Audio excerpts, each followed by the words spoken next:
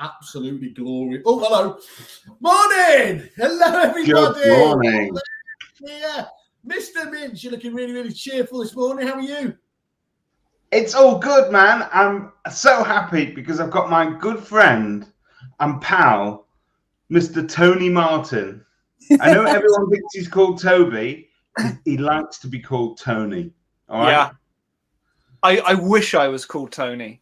That's why I ask everyone to call me Tony, because, you know, I feel like a Tony. I look like a Tony. Yeah. And if it looks like a duck and quacks like a duck, it's a Tony. And it's no wonder with that sort of misogynistic introduction that the women in property have such an issue. I'd like to welcome Megan first, actually, because, of course, you know, you might see people, David, but not me. A true feminist. I don't need to justify going first. No, you send the boys first. It's fine. I'll wait at the back. As a true feminist, I never hold the door open. Never give up my seat. Not even. So Toby Martin, let's just get this soundbite. You would not give up your seat on a crowded bus to a pregnant lady with a buggy and 3 kids. I've got too much respect for her. He's saying he would have told Rosa Parks to get back there. Sit down. Sit down. Would have been stronger for it. Toby's career's been going so well until he came on the Good morning to everybody, to all our viewers and to all our guests. Obviously, we are joined by the fantastic Mr. Toby Martin, the fantastic Ms. Megan 18, and the fantastic Mr. Simon Whale. And we're here today to talk about the Propertymark Trust. I must say hello to all the listeners, hello to all the viewers, and a special good morning to my friend, Charlie Lambden. Love you, Carl. Love it. So, welcome back. Today we're here to talk about something that nobody talks about. And it's not Fight Club, but it's very similar. It's the Propertymark Trust. Yes. It used to be called the Urban Trust. So let's unpack the changes that are happening there and why you're changing up a gear by appointing 2 very prominent, if I might say, trustees. Do you want to take this one, Tobe, or do you want me to take it? Well, I'm trying to work out who the 2 prominent trustees are. I think that might be Lauren and David, obviously. You and Sophie Lang. Yeah. If I'm honest, Toby, I had an issue with the word trust. Commitment issues from Simon. It's something we have to build.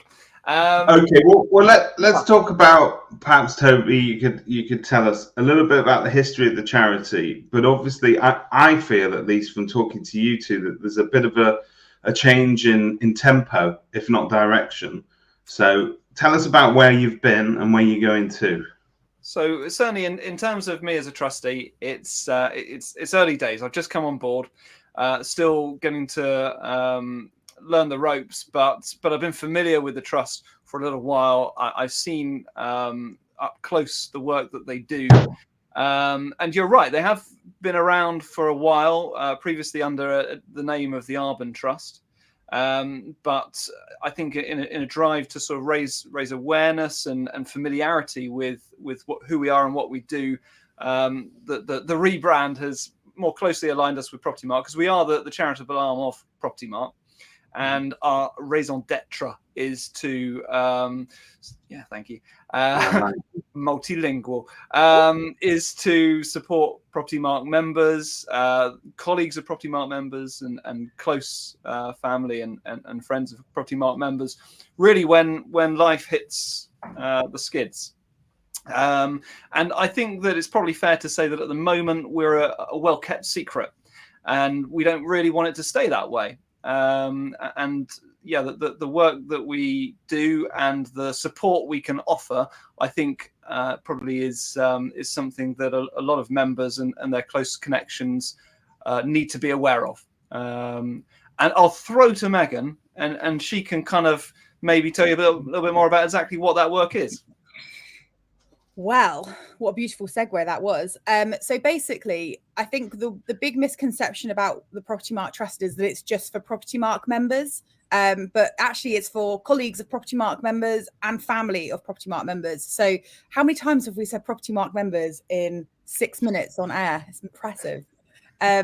So basically, if you've hit financial hardship or difficult times for various different reasons, then you can apply to the Propertymark Trust for a grant of some description. So just to give a couple of examples, we recently helped a wonderful agent down in Cornwall who unfortunately whose sister passed away really suddenly, completely out of the blue, small children, and the Propertymark Trust helped pay for her funeral, only to then find that 2 days after the funeral that they lost the dad as well. So the family had 2 major bereavements in such a small space of time. So again, we paid for the funeral and we offered to pay for counselling, although their employer did actually pick that up. But we've also offered ongoing counselling for one of the children who's autistic. So we go from that to, we had a gentleman that had suffered a severe stroke and was wheelchair bound, suddenly couldn't get in his house. So we paid to have a ramp and widening of doors done. We've supported members at Arbon House, our head office, Hogwarts. And don't laugh, Simon. It is Hogwarts. It's magical. I'm just thinking of you as Dobby, actually. I could do that. And we supported somebody through their wages during cancer treatment. We supported somebody who needed to take time off to support their partner during cancer treatment. So, there's a real range of different things. And we actually launched a grant for Storm Kieran for those who were affected by the storm and needed some support to get maybe the office back up or whatever it might be. So what we're saying is there's no hard and fast rule about what your financial hardship should be. Come and talk to us and we will try and support you. And I think the underpinning principle is that obviously these are really grave issues affecting people's personal lives, but we all know that your personal lives are inextricably linked to your working lives. So the fact that this is sort of aimed not just at Propertymark members, but Propertymark members and their colleagues and families recognises the fact that without this support, it would be very hard to continue to fulfil the work you're doing in the workplace. And hopefully the support that in the instances that Megan mentioned has kept those people on track in their professional careers, as well as helping them at home as well. I think the thing you highlighted there, though, was the point, Toby, that actually sometimes people can get a bit distracted. If it's obviously some of these fantastic charity works about illnesses, and sometimes they can feel a bit distant and everything else, and that's still no reason not to back those. But as you've highlighted with those perfect examples there, and Megan's just talking about, these are everyday challenges, and literally everyone will know somebody, friends or family, who's been hit by these kind of terrible everyday challenges. I think on the other side of the coin as well, I think it was something like we've supplied like hundreds of financial grants for education purposes. So for those, negs that want to do their level 3 or, and they can't afford to, so they'll support them through that with, a grant there. There's tons of different things. And Sophie's just rightly pointed out, it's not just about finances, it's about that emotional support. Whoa, Megan, you don't break the fourth wall. If anyone breaks the fourth wall, it's me and David. It's not my first radio, Simon. You just casually dipping into the comments. Dipping in. Yeah, okay. What about backing PropTech people in their ivory towers doing those qualifications so that we vaguely know what you guys do? What about that? Well, that would be good, wouldn't it? I mean, I feel like we already, put our arms around the Simon Whale cause this last year. So yeah. That ship has sailed and returned to port looking a little bit healthy. Just as a matter of interest there, Megan, I know we're talking about obviously fantastic for everyone to get their support. How there's so many brilliant suppliers in this industry that obviously ally themselves with things. Is it possible for them to both to get behind this cause? Can you just talk us through that?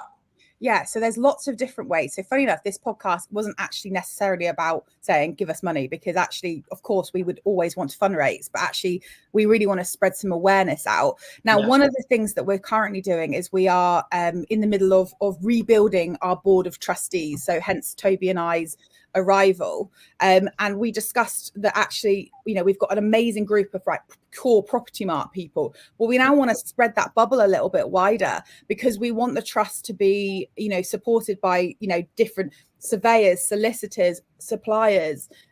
So we would really welcome applications from, suppliers that are passionate about working with the Propertymark Trust, whether that be as a trustee or as an ambassador. It's going to be so awkward, Megan, when you have to choose between me and David to be the supplier representative on that board.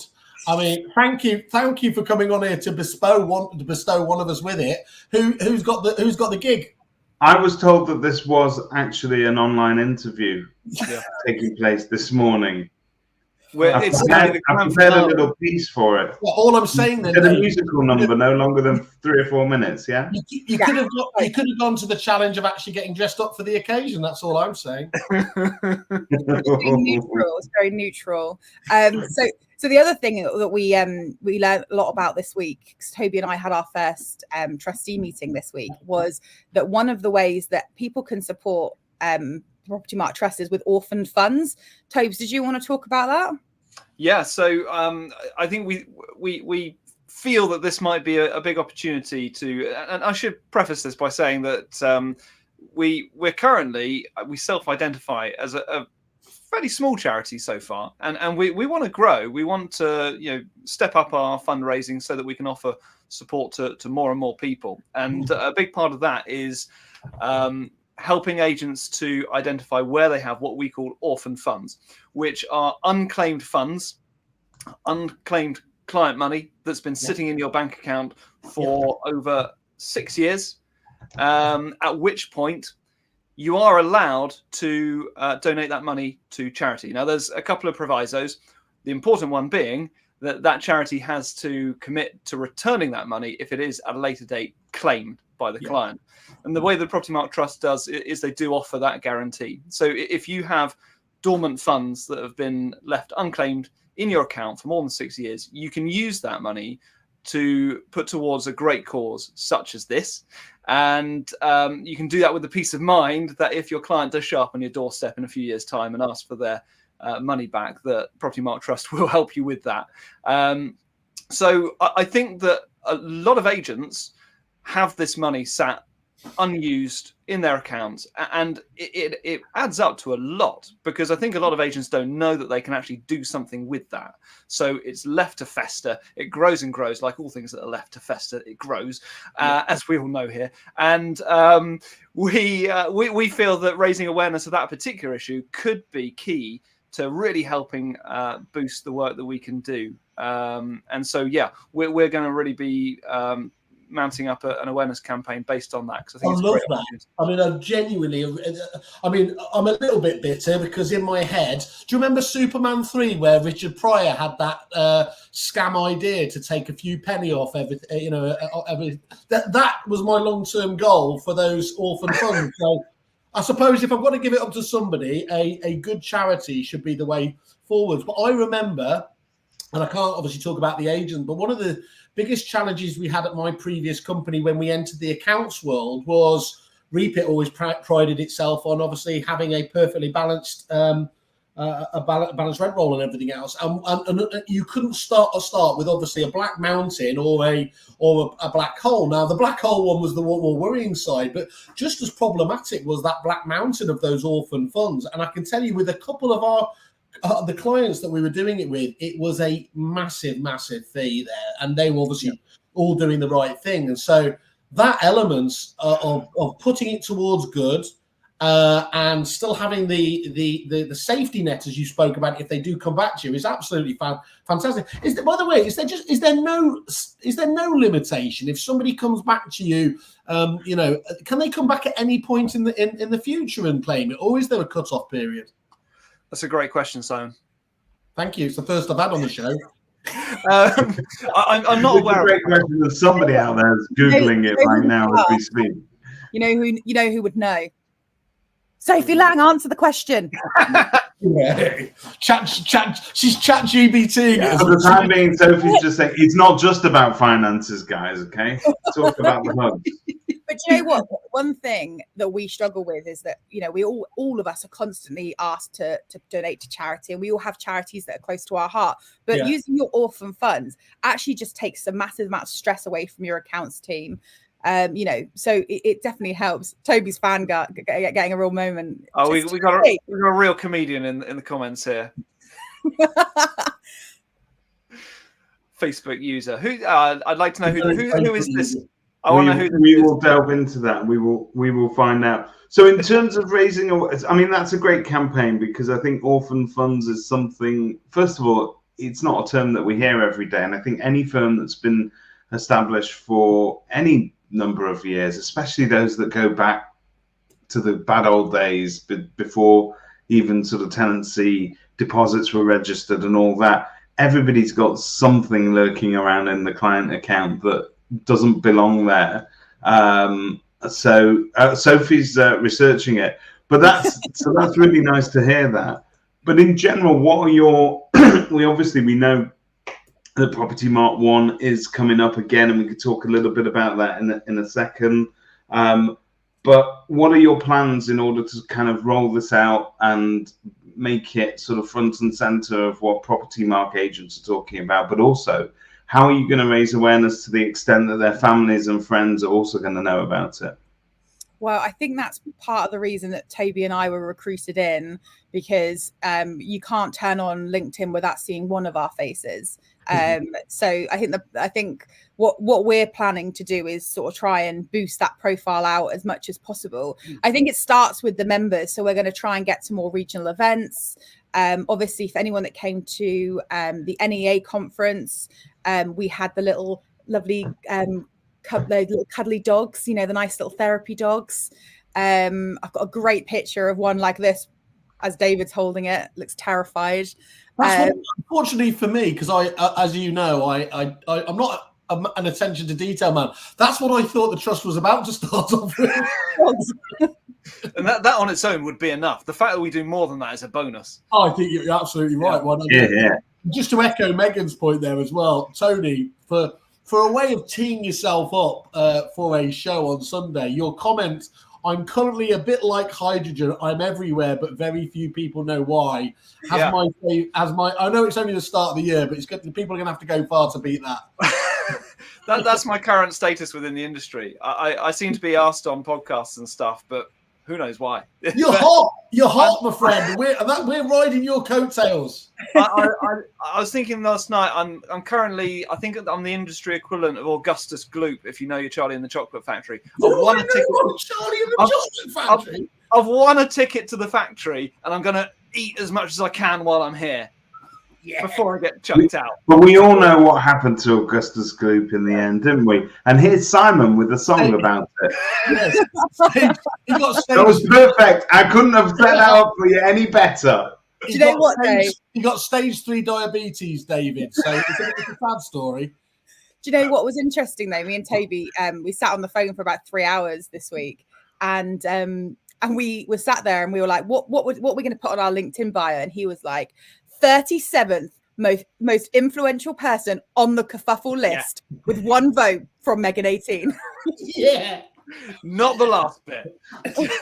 But joking aside, so this Facebook user that loves you so much is actually none other than the Viking Christian Byfield, tuning in from his lair across the sea.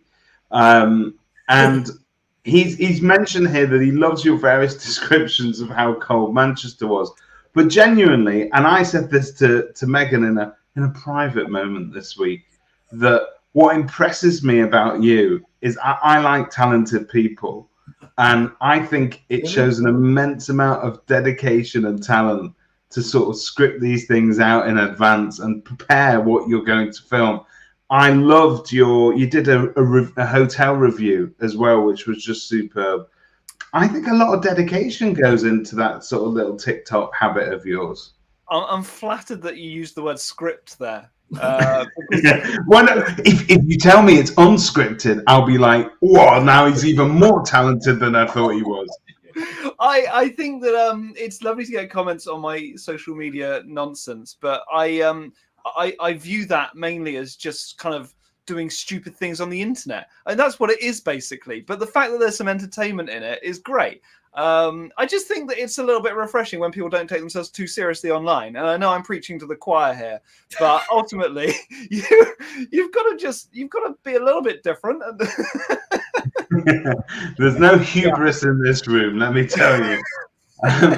There's certainly no script involved, though. It was a very magical moment, wasn't there, Tabes, when we got to meet, because we'd been friends online for ages, and he got given a job as an ALA exec, but they don't tell us. We don't know until they announce these things.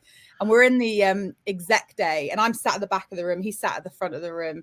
They put all the new execs together, and he stands up, and I was like, Toby! It's Toby! I mean, let's not forget, all I really am is like a fanboy here who got lucky. Because like Megan was doing stuff online long before I was, as were the rest of you. And I remember when I first met Megan, and I was like, I don't know if she'll even know who I am, because, you know, she does those those videos on TikTok, and I'm just basically trying to rip them off. And I was like, oh my God, she actually knows who I am. It's lovely to get these comments, but I certainly copying other people. Is it really Megan on TikTok? Because I see a few Megans on TikTok these days. Yeah, I know. Some of us are worth cloning, apparently. Exactly. I would love to be cloned. Hats. Oh, no, I probably shouldn't say this, because I know how this is going to end. You know what? Whatever they do with your account and whoever clones it, they're going to be better behaved than you will be, and that's. I think I told you, David, when I was on the slab. I told my friend Noel that if anything went wrong, he was to come in. I hadn't given him a code. He was just to eat my iPhone, basically. It was just to make the whole thing disappear, so that even my digital memory was just scorched earth. I was actually. Oh, go on. Sorry, I was actually curious because Megan had an imposter TikTok account set up. Yeah. And we noticed it after 24 hours. And after 24 hours, it already had double the amount of followers that I do. And I thought, if I can't even outperform a fake Megan, then what chance do the rest of us have? Hey, I'll tell you what's going to be really interesting there. And this is totally aside. We need to get back on topic, but famously we don't. I wonder what will happen obviously AI's taking over in all these different areas. There's going to have to be like AI-powered sort of fake accounts and things like that, aren't there? That will just, shamelessly retweet, refollow. It's going to be. Oh, we need to investigate. That's what TikTok thinks David is. I think he's a robot. Yeah. So I started pumping out. So I realized that I'm sat on years and years of humorous clips, because I'd just like to say to everybody that Mince and Whale were the first property podcast with humor, and it was vaguely interesting. I can date it all the way back to something like 2018. So we were there, we put our flag in the ground well and truly. But I've started downloading all these clips, and I gave it to this, that clip machine we're using to put them all together. Yeah. And I pumped them all out on TikTok, and I was getting some, good views for me, a couple of 100 people, 300 people. And then all of a sudden it drops to like 3 people every time, because the TikTok algorithm, I'm just a bot. I said to him, you need to vary it. And he was like, why? I said, put something else up and it will fix it. And what happened? I put some videos of my kids fighting and dancing, and it instantly went back, because it draws in a crowd of the dark web. Yeah. You go for whatever clicks you can get, David. We won't worry about that. Can I just look? Obviously, keen to just drag it right back to the charity we're looking at here. The orphan accounts and everything else. Have you had conversations with the CRM companies as well? Because I think I think we should probably put a shout out on here too, because those guys could orchestrate that. Obviously, there it strikes me as such a fantastic, obviously, idea to get behind as well. So we'll tag them in here, and obviously, if you want us to, we'll introduce you to any of the ones that matter. But I think it would be a lovely campaign to again show all of the CRM companies working together on this, wouldn't it, to try and get this going together. And all I want is 25%. Enough money from the industry last year, Simon Whale. It sounds like that there's like a collaboration brewing. Just feels that way. But yes, absolutely. Wouldn't it be wonderful if your CRM just had a button saying identify orphan funds? It can't be that hard. Yeah. Build it. That's what I always used to say. And in fact, can we just make an impassioned plea to the CRM suppliers in the industry? If your CRM doesn't have a button that says identify orphan funds, is it really doing the job you want it to? Build it. And because we have 20 subscribing members who are CRM companies, do what you want, guys. Just do what you want. Somebody's saying that they shouldn't support that petition, but I think that petition needs to be signed. I think it's a very, very important thing. That couldn't have been a more perfect place for that banner to go across my leggings. I had to. It was the only way I could get it to accept it. Change.org don't normally accept petitions from people with the genitals on the outside. Sophie's great shout there. That's a really good one. Yeah. In fact, we're shamelessly doing a film piece because we are we're such characters. So we will raise that with them, Sophie. Well done there. And pay props, sweetheart. You know what you to do. Yeah. Yes, you got a nice hamper. I saw that on Facebook this week. So maybe let's nicely segue into this, because now we're going into sort of random and assorted property matters. As opposed to the organised structured as opposed to the hard-hitting news items that we bring up in the first part of the show. Sophie got a hamper, and I don't want to know what she's done to get that, but obviously they're PayPop customers, which is amazing. And this week I saw you guys somewhere, and again, suppliers were involved, and whenever merch rolls out, everybody goes, ooh, and they pick it up and they look at it. And we all joke about it before conferences, but how important is it? Do you really feel spoiled when a supplier sends you a hamper, or do you think, shit, yeah, this is my hamper because I've spent so much money with them? Like, does it make you warm and tingly? Is there anything more that suppliers can be doing? David, do you remember during lockdown where wasn't it Rightmove sent out the biscuits? Yes. But it has a bit of context, because I think Rightmove had royally shafted agents at the beginning of lockdown by saying, if you can submit your accounts and prove that you've had financial hardship, we'll agree to hold, I think it was 15% or something, in abeyance. And then what they did was they sent out a very small packet of biscuits, like literally one branded Rightmove cookie. And somebody showed, because obviously inevitably, as would happen with post and packaging, somebody showed a viral package the biscuits that were crushed to pieces, and he said, well, this couldn't be a greater metaphor, could it, for our relationship? Well, but going back to the question, the worst thing though, like when I was in lockdown, I was supposed to go on the Star Performers LSL trip to Ibiza, and they're like, booby prize because soz are in lockdown, was they sent me an Ibiza Classics CD. I was like, who owns a CD player anymore? Like, I couldn't even play it. I had to give it away. It's a generational thing. It's a generational thing. CD collection, by the way. It's right here. Nice. So Sophie's saying that she's in the top 7% of all PayPop customers, and they must have received those hampers. But that's akin to sort of sending your biggest fans a gift. So my question to both of you, what do you want from suppliers in terms of giving you perks? Is it discounts that you want, or do you like merch? Do you like a hamper? Do you want a guitar, Toby? Tell us so that we can shamelessly monetize this feedback. We would like one of everything. Thank you, Simon. There's no wrong answer here. I think, do you know what? It's love. So discounts first and foremost, saving money, always a pleasure. But if you're going to send something, my only bugbear is, for example, like at Easter last year, I got sent an Easter egg, right? My team, like one Easter egg and like a massive team, like it just doesn't work. And like I think the hamper's beautiful as long as there's enough that you can share it out. Because day, if you send, you can send the director or the manager, a nice bottle of Bubby, that's fine. But it's so much nicer when you can get, so for example, Jake from Maverick Recruitment, he came in and bought us enough Krispy Kreme donuts to feed our office about 6 times.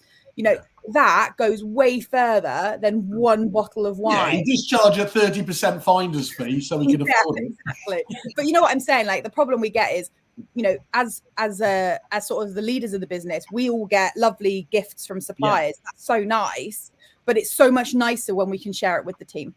So can I just ask on your first point there, because obviously, as you quite rightly said, the discount, how do you want to receive that discount? Because is a discount these days that believable? One of the things we struggle with is a lot of the suppliers on the platform say we're going to give 5% away, 10% away, and there's that whole, is it really DFS's closing down sale? People just have a great degree of suspicion around the discount. What can the suppliers do to qualitatively show that discount is real? But I think it comes back to a bit like, when you do your car insurance and you log on to compare the market and you can see that you can get it 50% cheaper if you were a new customer. Yeah. I think that, Kerfuffle's almost compare the market, and you see all these amazing discounts, which is fabulous. Yeah. But then I want them to be like, thanks for being loyal. What we've done to say thank you is for the next 3 months, we've given you 50% off, just to say thank you for carrying on with us. Because let's face it, for every prospecting tool, you've got 10 of them. For every CRM, there's hundreds. We could go shopping every time we come up for renewal. There's only a few prop techs that are completely unique. So for me, I think rewarding people for that renewal would be a nice touch. I noticed that there's one supplier in particular that has kidnapped people, put them on a boat and held them hostage on a cruise until they sign a new contract. But I think that's just Sally Lawson and Agent X, if I'm not mistaken. No, they do a cruise. They do a cruise, which is different. And this is actually I was being facetious, obviously, Sally. Love you. But when you've got your clients on effectively on a floating hotel that they can't escape from, you need to be really sure that there's a lot of love in the room, because I can imagine after 2 or 3 days that might go a little bit sour. But it's a good idea. Do you think you can manage it, Simon? Well, I thought when you were just going to start talking about the whole boat thing, considering that the Propertymark after party is on the boat, that I was praying that you weren't going to suddenly start shooting the hand that feeds us. I actually, when I saw the cruise, I was like, not sure I could do a cruise. And then Toby said to me, he went, what if it was a Propertymark cruise? I was like, yeah, I'd totally be there. And then I was like, I think it just depends on the group of people that you're with, isn't it? It's not Love Island, Roper Island or something. Oh, yeah, Roper Island sounds a great show. I think it sounds like the premise of an ITV murder drama. I would not get on the same boat as I can be Poirot. I can be Poirot now. Yeah, Roper Island. It's not quite as exciting or as controversial as Epstein Island, but it's but highly intellectual when it comes to Love Island. We haven't been named. I have already mooted the idea of hijacking the Propertymark 1 boat. I told them it was set in concrete. So can we just agree? Yeah.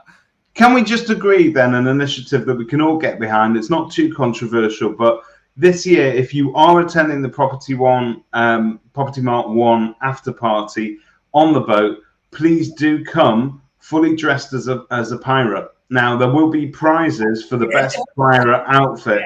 If any of you can get hold of, without being too cruel, if you can get hold of real parrots, that will add to the mayhem. So please. I'm so pissed off. Normally I have a pirate hat around me here. So that's the sort of subversive shit we need to get behind, by the way, David. That's why I love you. Your enthusiasm for this sort of stuff. Every time you can imagine Nathan and that, they see a pirate, it's like, those kerfuffle. Well, maybe it should be like under the sea. So like you could come as like a mermaid, or you could come as a pirate, but you could also come as like a crab. Okay, well, that's a good juncture to segue into a completely other subject when we talk about the differences between what pirates earn and mermaids.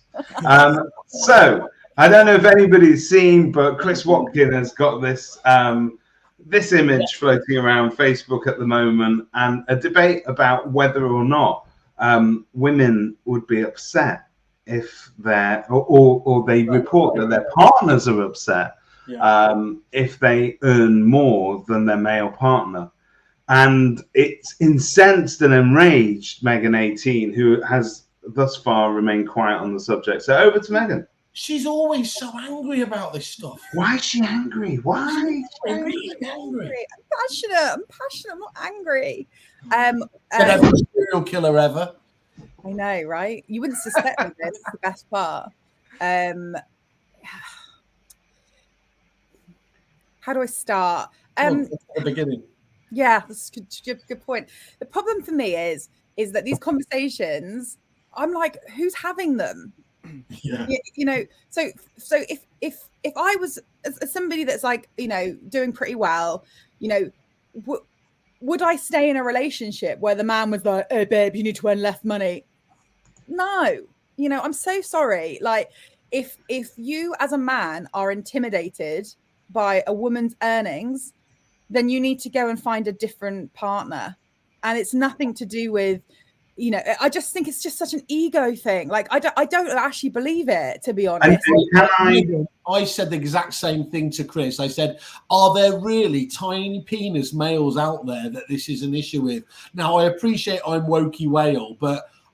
Okay, but just to rip that open, there will be... Look, there are plenty of tiny penis males in this industry. Loads, right? I mean, we all know who they are. We're not going to name and shame. But next week's show, we're going to list them.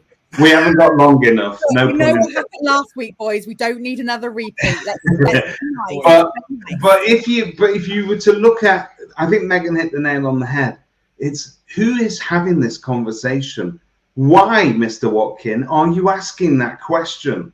Shouldn't the question be, does it piss you off in the house if, you know, you're not able to be around to do the things that you want to do? You know, there's a division of labor between both partners in the house. It doesn't even need to be different genders. There could be same-sex relationships.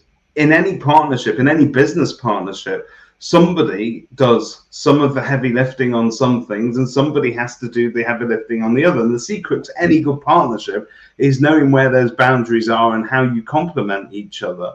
But I think at the core of it is, if you can't support your partner to achieve the best that they possibly can in life, then do you want them as a partner in the first place anyway? So I actually think by asking the question, you're forcing it down that horrible gender politics cul-de-sac, which we all know where that ends, and it just ends in frustration. And you can have as many women go, "Oh, absolutely, yeah, this is exactly what my partner's like." But it's not about that. In 2024, there's a myriad of issues. You know, who goes to parents' evening?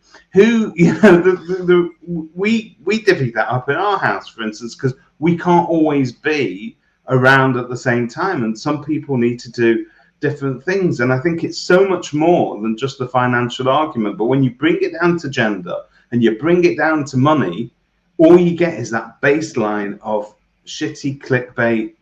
I couldn't agree more. Like our partnership, me and you, David, you know, I could have got really bitter when you were chosen to speak at the Women in the State Agency Conference, but I didn't. I thought that's really good for him. He needs to grow and be better. So I supported you on that. I didn't talk to you for 5 days, but I saw the bigger picture. It's true. There are tensions in our partnership all the time, Simon. Like when you've just revealed to me today that you're going on Agents Giving without me. Not going on it, winning it. Never. You're going down, Whale. We're going to start a band. Do it. Sophie's point here is absolutely right, that funds are just one small part of a long-term relationship, but you need to respect and appreciate what each person brings to the household and not just money. Yeah, plus I'm not being funny. Like, there's got to be something quite nice about being a kept man, right? Like, Isn't it quite nice, really? Like, I'm not sure. I'm not sure that's what women in the estate agency are going to be leading with this year. Do you want to be a top man? You're at the right conference. You know what, though? It comes down to it. So someone commented, I can't see who it was, about someone being what was the word? Ambitious. So let's call a spade a spade. About it on LinkedIn. So Harry, her husband, was approached at an event, and they said to him, "How do you cope with such an ambitious wife?" And he was like, "What?" Like, I mean, he loves it, you know. Yeah. You know, Harry is like, you know, she is making tracks like, honestly, she paved the way for, I certainly think, for me as a woman. Like, I felt I could do things because Harry was doing them. Yeah. And I think he is. I mean, Sam's an absolute babe. Like, he completely cheerleads that. And I think that's a perfect example of a secure man that's not intimidated. He's just like, yeah, you go, girl. You know, that's like, I'm not being funny. When you look around your home and you think, yeah, we've earned this together in different ways, and who gives a shit who earned what? Yeah. How do you what's the right approach with that, though? Should you pander to that insecurity, or should you call it out? No, sack it off. If they're insecure, bugger off and find a new partner. Yeah. I think, but I think also we have responsibility. So just as, I mean, we are very, what's the word? I suppose we're very irresponsible with our responsibility, because we know that we've got a channel to the public, but we use it to poke fun very often, and to deliver up certain key issues with a bit of humour. And you have to be a little bit careful with it, but I hope we don't fall the wrong side of certain things. But I think that people, I know I constantly do, but I'm all about pushing boundaries. But I think people like Chris, who has an immense amount of respect in the industry as an interviewer. You've all been on his sofa. There is a question of whether or not he ever cleans that sofa, but we'll get to that another time. But you know, that sofa has seen an awful lot of faces. It's covered a lot of topics, but with that power and that profile comes a lot of responsibility, because he has the option to choose editorially what he covers, just as our newspapers, and we've covered this before, just as our industry press can choose what they cover. And by covering the wrong angles, we're going to get the wrong results. So am I getting from this then that you were, because I saw, who was it, somebody spoke about your rant there. Did you genuinely get frustrated by Chris actually posting that in its own right then? Because I don't have any problem with him doing it. I was going to touch on that. Yeah. Because I think I know where you're coming from, David. And I just think that, especially when you're dealing with very sensitive subjects like gender issues. Yeah. My question would be, when you're putting out a post like that, what is your intention? And if you're just using an issue like that for engagement, then you're doing it for the wrong reasons. You should be doing it with the aim to either have a constructive conversation with a goal to improving things, or, you know, what is your ambition by posting that post? Is it just to get engagement? If so, I don't think that you're using this issue in the right way. So, you know, I would just say that for anybody, I think if you're going to put out a post like that, make sure you're doing it for the right reasons and not just for clicks. Well, because you said it now, I'm going to change my position as I always do. To me, it's exactly what Toby said, very, very eloquently. But when you see that, you know, the imagery that's being used of the man there casting that long shadow with all those roots and his little wife. It makes you wonder what he typed into ChatGPT. To get that stuff. I often wonder that. But it is, you know, we talk about dog whistle politics, which is choosing the issues of the day that cause all the extremists to come running and debating. And again, this is almost dog whistle journalism, isn't it? That's great. But I think bringing it down to earnings and to gender, it just places that debate somewhere. I think genuinely, there's a massive debate to be had, and I'd like to see it covered sometime. You know, Megan has previously referred to what they call as mum guilt, but let's face it, there is parent guilt, isn't there? Yeah, there is parent guilt. So there are times when both parents, either parent, can't be there enough, and they feel that they should be there enough. And God knows that's probably one of the biggest issues in our industry, is the fact that we don't know when to take time out. We don't do self-care particularly well. We get to 4 o'clock in the afternoon and we're having that sandwich in our car full of self-loathing, and we know it's only a couple of hours till we go home and have to face the family. But you know, these are things, these are everyday issues that I think should be spoken about. It's not about how much either's partner earns and how that makes us feel, because that's an issue of ego, isn't it? That's it, and that is the horrible narcissistic side of ego. That, and let's face it, if you are jealous of your partner's achievements, I think you're right. You're probably not in the right relationship. It's not healthy for them, and it's not healthy for you. And you need to look at it differently. But if you're in a relationship in which you understand that there are some unavoidable responsibilities in life, and you don't need to have kids to have unavoidable responsibilities, but there are certain responsibilities and there are certain things that we all have to do to get through our daily lives that we don't necessarily want to do with a full heart of joy, but we have to, then a fair division of that and working out where our boundaries lie, I think really makes for a good and balanced relationship. But not that you should take relationship advice from me, but you certainly shouldn't be driving it down that gender route, because I just think we've come far enough now to sort of really champion what women's rights, if you like, but also what they earn, and the fact that there's still a gap. You know, talk about that if you want to talk about it. But there is still a massive pay gap there.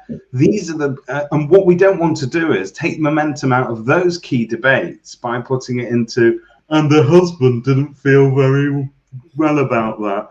You know, do you know what though, David? And what I will say is, and maybe I'm alone in this, but I don't think I am, based on the women that I like to sort of talk to day to day. As women, we are plagued with mental load, and that includes massive insecurities. So we're out here trying to fight for a fair pay, you know, for equal rights in all aspects, right? And then suddenly someone starts niggling at you, right? And they go, oh, but is your partner okay about that? You know, and it starts to erode at us, you know, alongside that mental load. I had a situation where Dexter's dad got a new job and everyone was like, great, congratulations, that's amazing.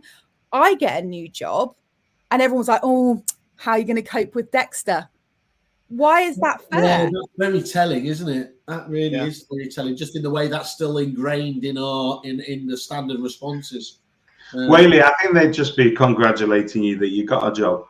I don't think everybody... They'd be like, oh, you got a job. An actual real job. Oh, my God. Yeah. So I want to, first of all, let's close out. I think that's really, really interesting discussion and everything else. And we would just cry out to Chris Watkins. Could we please see all of the AI things that have been rejected? If those are the ones you're posting, I'd like to see which ones in the lab never made it.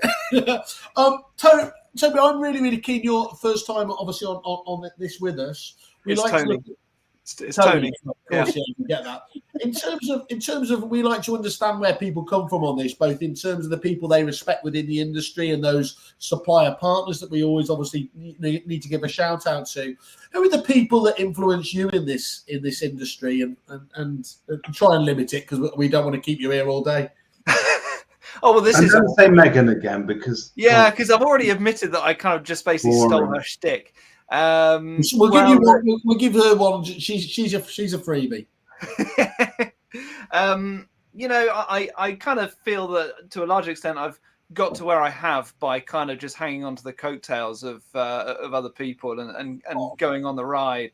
You know, Harry Truman, absolutely instrumental in getting me involved with Propertymark. Yeah. She goes as far as boasting that she groomed me for the role. Sophie Lang in the comments there. You mentioned suppliers also in the comments, because I want this to be as awkward as possible. Christian, what he's done at the depository there is phenomenal. By far my favourite piece of tech that we use. And just to elaborate on it there, Tom, what is it? What is it about, for example, the depository? Is he a special case because, of course, coming from both angles, he understands that that better than other ivory tower techies? Yeah, I imagine so. Because what I love about the depository is it has a very specific purpose, and it aims to really solve one issue, and it does it brilliantly. It's not an overarching piece of prop tech that says we're going to change every single aspect of your working life. It's like we're going to sort out the deposit return process because that is a pain in the ass and it takes up too much time. Yeah. And I love really specific solutions to things, and I just love how they take it out one bit. Do you think on that? Do you think that's the way? Obviously, what you highlighted there in terms of one system to rule them all was what a number of people went down the route, and indeed via merger and acquisition they're trying to do now. It strikes me in this age where at least you should be able to integrate easier, that actually those companies that are looking at those niche areas and just doing them incredibly well, that they're the ones that have the opportunity ahead of them. Do you concur with that, or do you think there's a space for a kind of overall arching system? I kind of feel like I've come out the other side of that in terms of, sitting down and going, right, I need one piece of software that's going to remove all other, I was talking with you guys about this the other day, the whole too many logins thing. So maybe the answer isn't to have too many logins. Maybe the answer is to have those logins integrated in a better way into your system. Single sign-on, they call it, don't they? That would be a dream, wouldn't it, in most... Yeah, absolutely. Because I think that ultimately it's using depository as an example. I think when you do try and solve one solution, you're going to do it far more effectively than if you're going to try and provide an overarching piece of software that does everything. Something is going to be dropped. Something's going to be inadequate or not as thorough as you'd like it to be.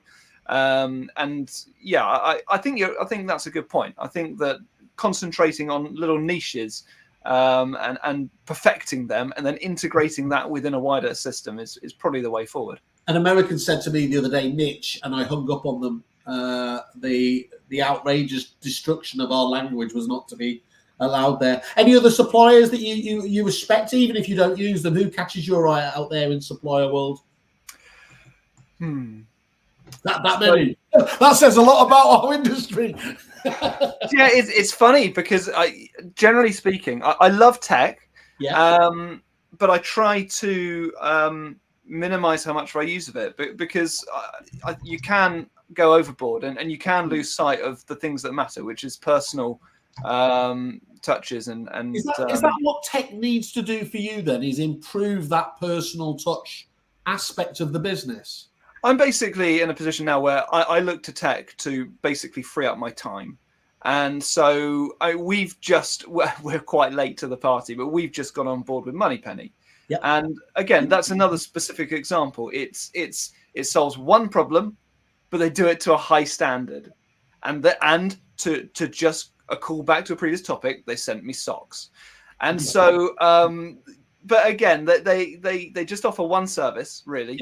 One essential service, and I think they're great. They have such high standards, and it integrates really seamlessly into our systems, and it just frees up time.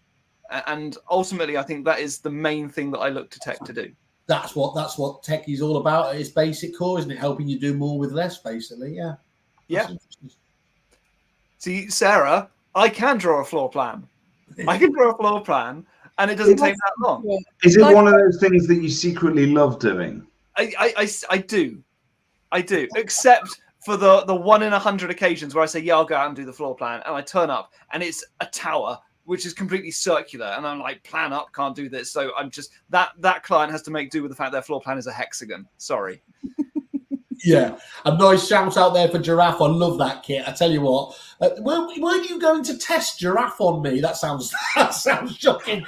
I was going to test it. So Whaley and I have been thinking of no spoilers there, I hope, but we're thinking of ways that we can jazz up our reporting on supplier solutions, because I think what the days of watching these Zoom screens with me going, so tell me, Simon, how did you come up with your plan to launch Giraffe 360? And then you tell me how it all came about. It's interesting, but during lockdown, that was what people were listening to, and that's great. But today they want to see this tech out there in the field.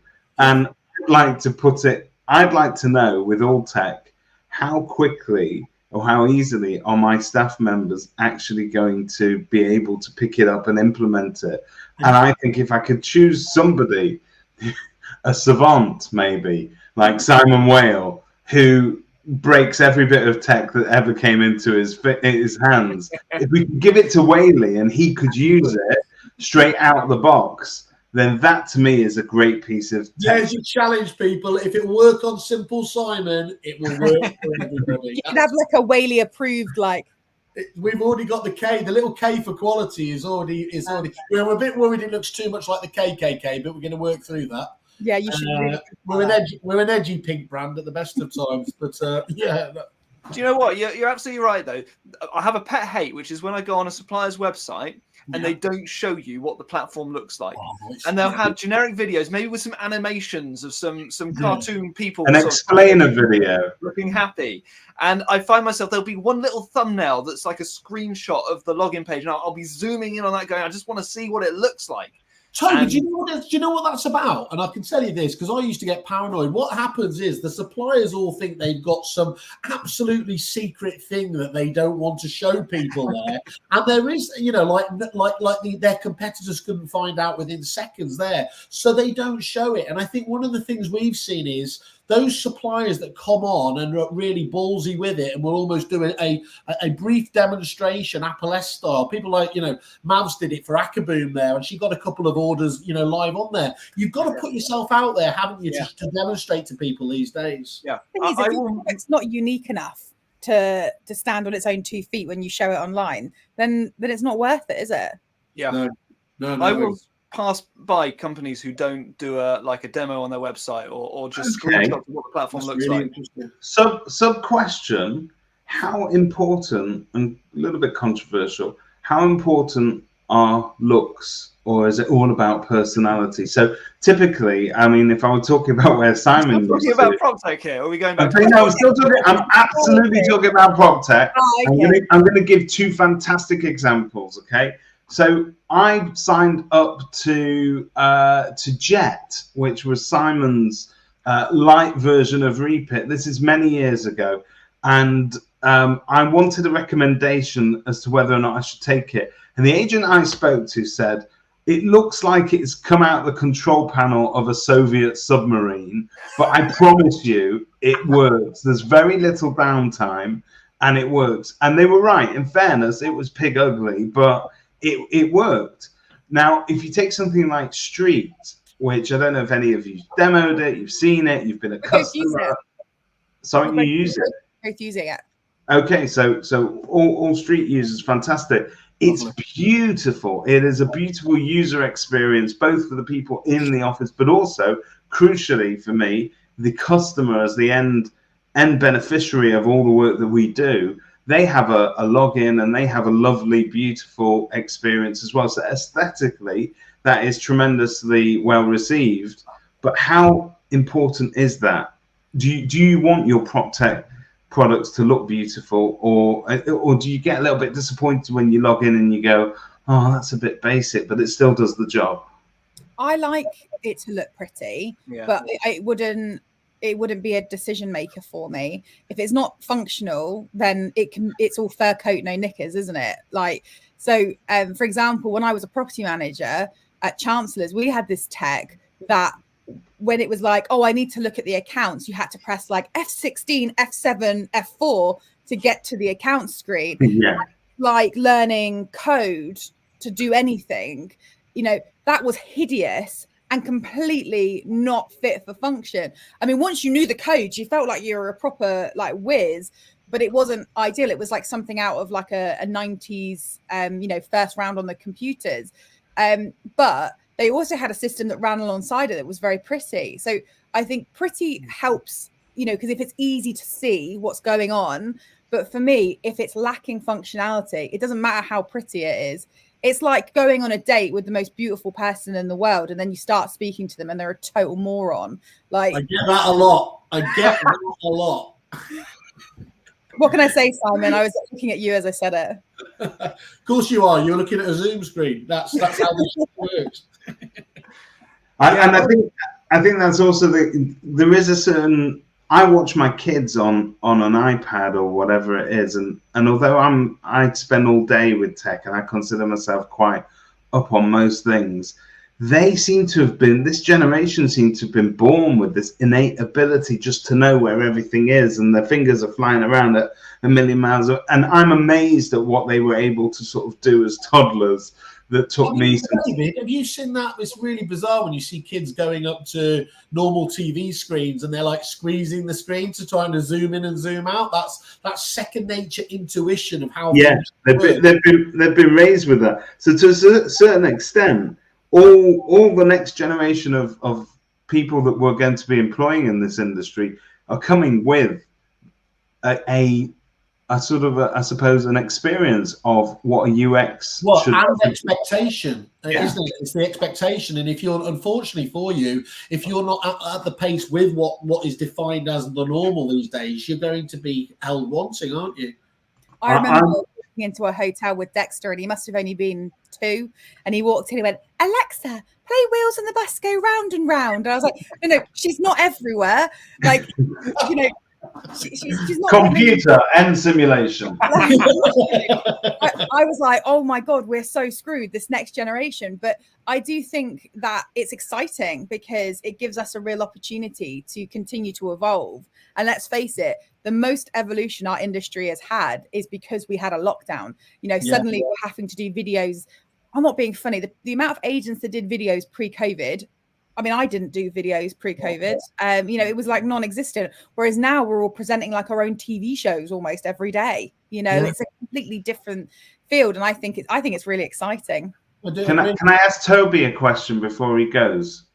Toby, you live in the historic, lovely Roman city of Bath, as you call it, and obviously a lot of rich culture and heritage over there. Your videos on the ground, so we all know you within the industry, so you've got a great following, and we're massive fans of the work that you're putting out.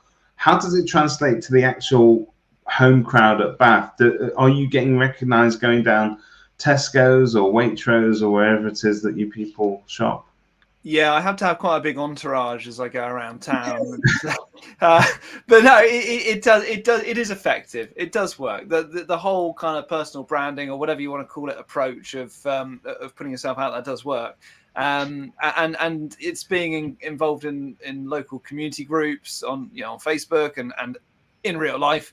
And yeah, you do get people drop by, and I had someone come by the office to see me yesterday because they'd seen some of the stuff that I do, listened to some of the podcasts I've been on, and they were a person looking to break into the industry and just wanted to come for some professional advice. But equally, yeah, you know the whole argument of like a market appraisal. If they already know you when you arrive at the door, then you're going to have an instant advantage over somebody who they've never seen, or every time someone sees you on screen, if you're doing it right, you're already building trust and familiarity. And the public don't necessarily need their professional advisors to be serious and morose the whole time. They do like a bit of levity. They do like somebody coming down to a baseline level of humor that everybody can appreciate. I think so.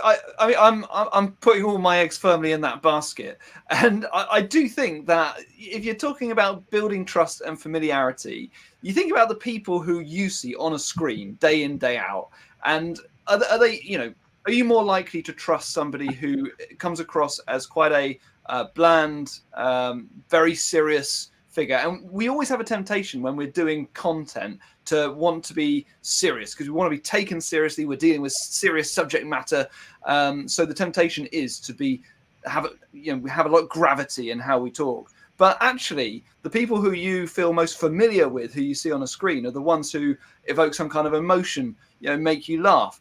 probably not make you cry, but you want to invoke some kind of response in your audience, and you're not going to do that by being like a newsreader. I get that. Toby, can I just ask, how long does it take to get that personal brand to kind of sink into, how long before it starts paying dividends? Oh, it's a long game. It is, yeah. I mean, for me, when I thought, okay, I'm going to start trying to do what Megan does, I thought, yeah, from when you start putting it out, I think this is where a lot of people recognize the value in doing this, but they fall off early. They put out some videos, they don't get an initial response, so they go, oh, well, it doesn't work, does it?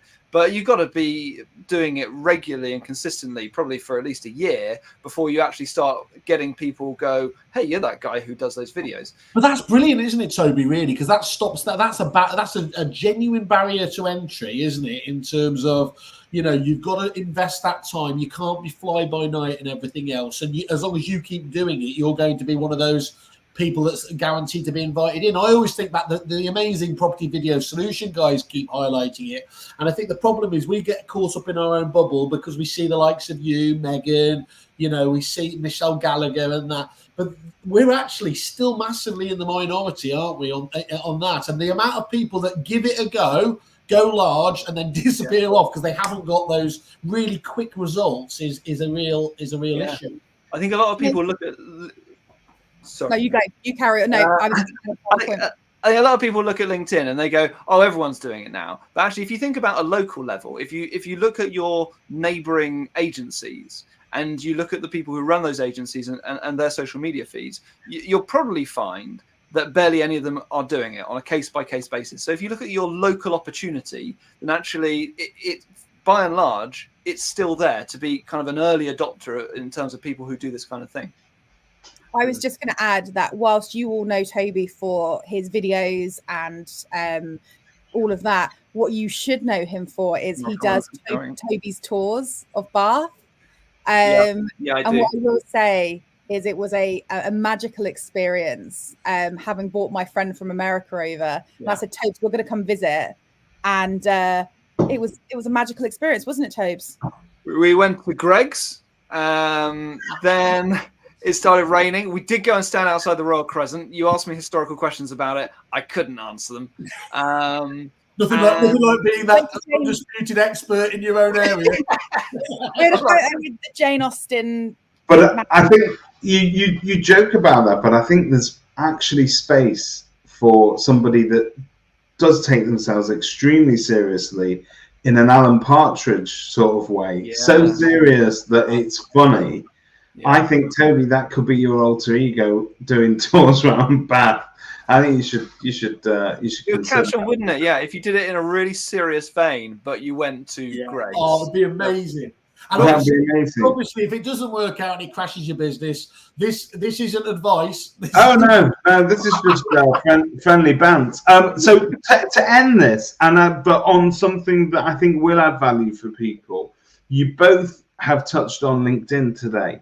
And I'm very much aware that LinkedIn is a space that is changing almost against its own will, though, because there are still some people that go, this is a professional space. You shouldn't be talking about such things over here. This isn't Facebook. If you want to talk about that, go to Facebook. Stop doing your Peter Knight impression. That was not Peter. That was not Peter. Congratulations, by the way, Peter. It's not me.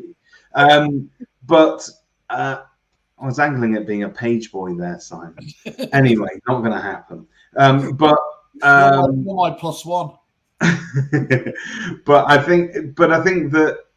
think actually putting video content onto LinkedIn was initially controversial because nobody was doing it.